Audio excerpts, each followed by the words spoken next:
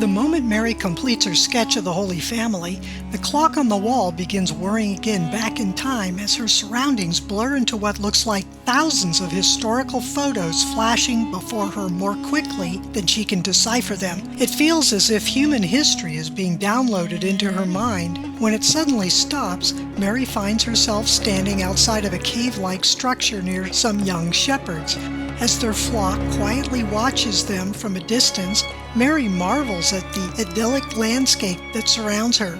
Looking down, she finds leather sandals on her feet beneath a simple ankle-length tunic she is wearing with a braided cord tied around her waist. As if there was nothing unusual about her sudden appearance from behind a tree, one of the shepherds tells her, "Sister, perhaps you should enter to announce our arrival.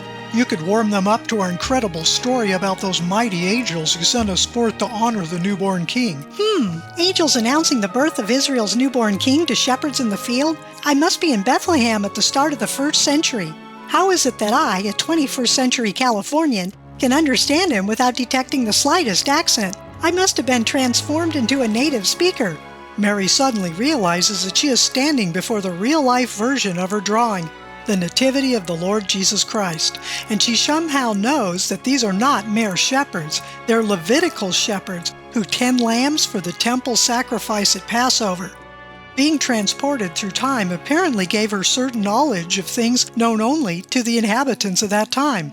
Sadly, that knowledge does nothing to calm her nerves in light of what, or rather who, rests immediately before her. On the other side of a heavy blanket draped carefully over the entrance is the single greatest event in history, the incarnation of God's own Son. The blanket hangs like the veil that separates the Holy of Holies from the surrounding world. The shepherds line up on either side behind Mary like sentinels at their guard post as she trembles before what lays ahead. Woe is me! How can I gather the courage to enter while trembling like this? My legs feel like they will give out on me. Her hesitation catching the shepherd's attention, without averting her eyes from the entrance, Mary falls to her knees. "Ah, my poor sister! Who wouldn't have been terrified by those angelic beings? And you're probably faint from hunger, and you're shivering. How thoughtless of me not to even notice. Here, take some bread and drape my cloak around you. You will need it tonight more than I will." "Oh, thank you. You are so kind. But I could never take your sole protection and warmth against the night while you guard your flock."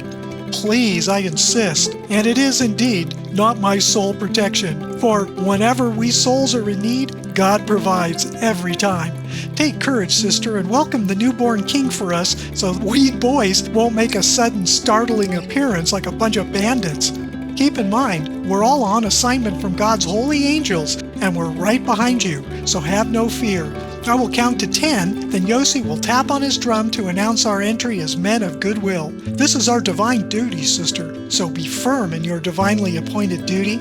Something about the young man's confidence and sun-burnished smile melts away all apprehension and gives her courage. She stands up and returns a confident smile. Then, with the spirit of Elijah and the valor of Moses, she parts the way and enters.